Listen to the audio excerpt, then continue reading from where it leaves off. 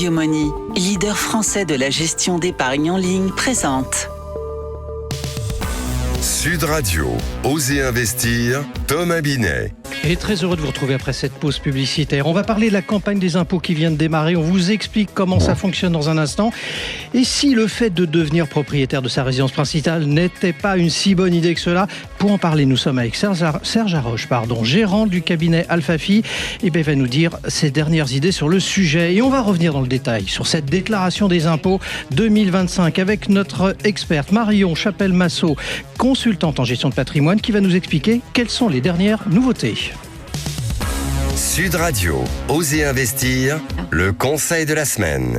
Marion, on débute malgré tout avec vous. On va parler justement de cette déclaration d'impôt qui arrive dans nos boîtes aux lettres pour certains et peut-être plus d'ailleurs sur les boîtes mail pour les autres. La campagne de déclaration des revenus a débuté en France et chaque année, c'est un rendez-vous fiscal incontournable.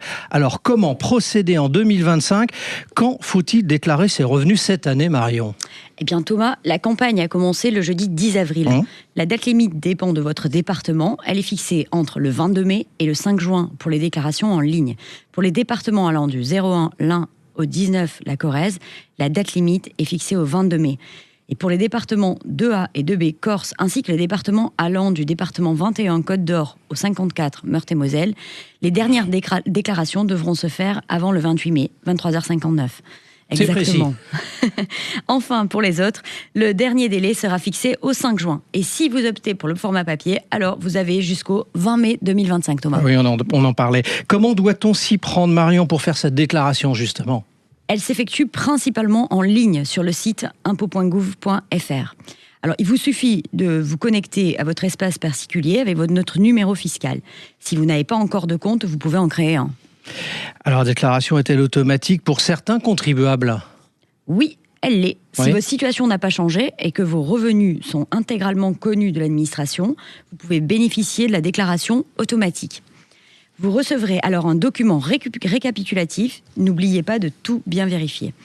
Et si tout est exact, vous n'avez rien à faire. Sinon, vous devrez corriger les erreurs et ou compléter les oublis, Thomas. Alors justement, que faire en cas de doute ou de difficulté, Marion, dans notre déclaration d'impôt ? Eh bien, vous pouvez contacter votre centre des finances publiques ou utiliser la messagerie sécurisée sur votre espace en ligne.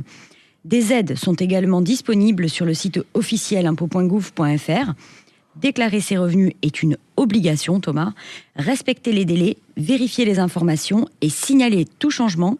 Autant de gestes simples pour éviter erreurs et pénalités. Alors vous restez avec nous, Marion. On vous retrouve dans quelques instants après notre invité où on reparlera justement, Marion, ensemble des nouveautés 2025 de cette déclaration. Haussmann Executive Search, leader du recrutement sur les métiers de la finance et de l'immobilier, présente Sud Radio, Osez investir, l'invité. Et nous sommes avec Serge Haroche, gérant du cabinet Alphafi. Vous êtes créé en 2007 et Alphafi donc accompagne ses clients dans la construction, la structuration et le développement de leur patrimoine. Bonjour Serge Haroche. Bonjour. Alors, il y a une idée largement répandue selon laquelle il faudrait être propriétaire de sa résidence principale, mais selon vous, c'est pas une vérité absolue. Ce n'est pas une vérité absolue, ça dépend de qui et surtout quand. La vraie question, c'est quand est-ce qu'il est judicieux d'acheter sa résidence principale dans un processus de développement de son patrimoine, sachant que quel que soit le patrimoine que vous allez développer, l'objectif, c'est qu'il vous permette de vivre heureux tranquillement les plus longtemps possible, c'est-à-dire qu'il prenne le relais de votre activité professionnelle au moment où vous êtes à la retraite. Alors, on imagine bien que tout dépend quand même du profil de l'acheteur. C'est exact. Encore une fois, tout dépend du timing. Un jeune qui démarre dans la vie, acheter sa résidence principale aujourd'hui avec un marché qui est plutôt baissier, signifierait que ce bien-là, il va le conserver 4, 5, 6 ans en fonction de la construction de sa famille à venir. Et que par conséquent, il y a peu de chances qu'il récupère 10 à 15% de plus-value sur son bien dans les quelques années à venir. Alors, ce que vous êtes en train de dire, c'est si on est primo-accédant, pour être très concret, c'est pas forcément une bonne idée donc d'acheter sa résidence principale, au-delà du fait qu'il faut obtenir les crédits, on pourra en parler après. Donc, il vaudrait mieux commencer par un investissement locatif, c'est ça ? Oui, si on en a, entre guillemets, les moyens, parce que en fonction du niveau de revenu que vous avez soit la capacité de vous loger en louant et d'investir.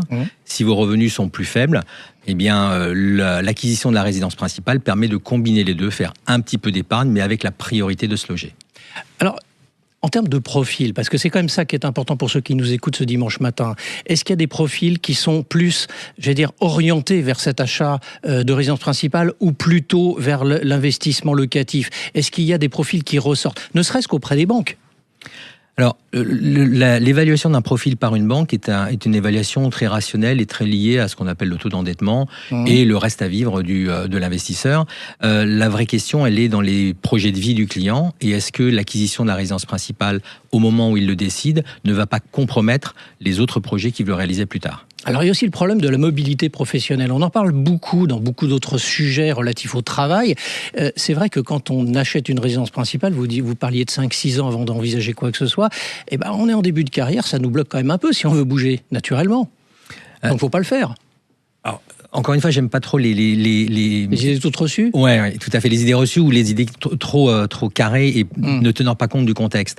Oui, à la base, si on démarre dans la vie et qu'on a une mobilité géographique à prévoir, c'est peut-être pas l'idéal de se dire qu'on va acheter sa résidence principale. Mais encore une fois, ça va dépendre de l'évolution de la carrière, de l'évolution des revenus et encore une fois des objectifs que s'est fixé l'investisseur à moyen et à long terme, sachant que la résidence principale, c'est toujours un besoin immédiat dans lequel en fait on oublie, on fait abstraction de tous les autres projets, on est focus uniquement sur l'opération et on mesure pas les effets de bord que ça va avoir sur les autres opérations qu'on a menées, sur la constitution d'une épargne, sur de la retraite ou sur de l'investissement locatif pour construire un patrimoine. Alors on parle souvent quand même de rendement et de plus-value lorsque l'on parle justement d'investissement immobilier et seulement de plus-value lorsque l'on parle de résidence principale. Pouvez nous décrypter un peu tout ça ? Bien sûr.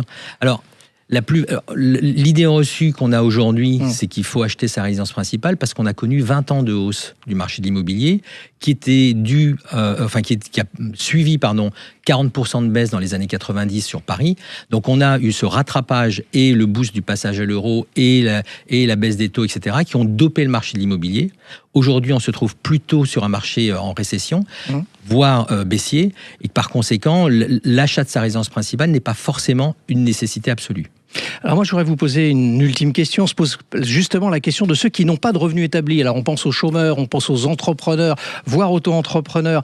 Il est plus facile pour eux de devenir investisseurs que propriétaires de leur résidence principale ou même pas ? Alors, on va faire là aussi des reçus peut-être. Oui, alors on va peut-être faire une petite distinction entre le chômeur et l'entrepreneur. Le chômeur n'a pas de revenus fixe, puisque ses droits au chômage vont s'éteindre avec le temps. L'entrepreneur, lui, par contre, il faut que dès le départ, il considère qu'il veut être investisseur et que par conséquent, il doit se payer. Mais vous êtes d'accord avec moi pour dire que ce n'est pas forcément les entrepreneurs, auto-entrepreneurs, des profils qui sont forcément, je parle des TPE quand même principalement, et toutes petites entreprises, privilégiées par les banques. Pour une raison simple, c'est de la faute de l'entrepreneur au départ. C'est parce qu'il a décidé justement de donner du souffle à son entreprise, de ne pas se rémunérer. La contrepartie, c'est que n'ayant pas de revenus, même si l'entreprise a des fonds, n'ayant pas de revenus, lui, il n'a pas de profil d'emprunteur. Donc un entrepreneur peut emprunter dès l'instant où il a 2-3 bilans avec une bonne rémunération et une stabilité dans son entreprise. Et j'imagine que votre ultime conseil, c'est d'aller chercher justement des conseils auprès de gestionnaires. On est bien d'accord, parce que chaque cas est particulier. Merci à vous, Serge Rocher. Je rappelle que vous êtes le gérant du cabinet Alphafi. Sud Radio, Osez investir, le coin de l'expert. Et on vous retrouve, Marion Chapelle-Massot. Vous êtes experte en gestion de patrimoine, comme je le disais tout à l'heure, et dirigeante du cabinet de Carillon Gestion Privée. On revient avec vous, Marion, justement, sur la campagne de déclaration d'impôt sur le revenu. Il y a des nouveautés, vous allez nous en parler, et on sait que ça a commencé donc le 10 avril. Alors, quels sont les points de vigilance d'abord ? Le premier point, Thomas, concerne la revalorisation du barème de l'impôt de 1,8%. Cela permet de limiter la hausse d'impôts en cas de revenus qui ont simplement suivi l'inflation. Mais attention, cela ne compensera pas tout si vos revenus ont fortement progressé. Alors justement, pour les contribuables les plus aisés, y a-t-il une nouveauté importante ? Absolument. Oui. Une nouvelle contribution introduite par la loi de finances 2025, la CDHR, pour contribution différentielle sur les hauts revenus, pourra s'ajouter à l'impôt habituel si le taux moyen d'imposition est inférieur à 20%. Elle vise certains foyers très optimisés fiscalement. Un acompte de 95% devra même être versé dès décembre 2025. D'accord, mais est-ce qu'il y a aussi des mesures plus favorables ? Oui, notamment pour la transmission. Oui. Un don familial d'argent peut être exonéré jusqu'à 100 000 euros. S'il est utilisé pour un achat ou une rénovation de résidence principale, et sous condition. Et du côté des revenus immobiliers? Eh bien, c'est les loueurs meublés non professionnels qui devront intégrer les amortissements dans le calcul de la plus-value en cas de revente. Ce n'est vraiment pas neutre, il faut y être attentif. Et un dernier conseil, Marion, pour la route? Et ne laissez pas passer cette période sans faire le point. Derrière chaque déclaration se cache une opportunité de structurer intelligemment votre fiscalité. Merci Marion, des ajustements donc techniques, mais parfois lourds de conséquences. Comme toujours, vaut mieux anticiper. Et pour ce qui nous concerne, je vous donne rendez-vous dimanche prochain dès 9h30 sur Sud Radio. Sud Radio, Osez investir, Thomas Binet. Avec Yomoni, leader français de la gestion d'épargne en ligne.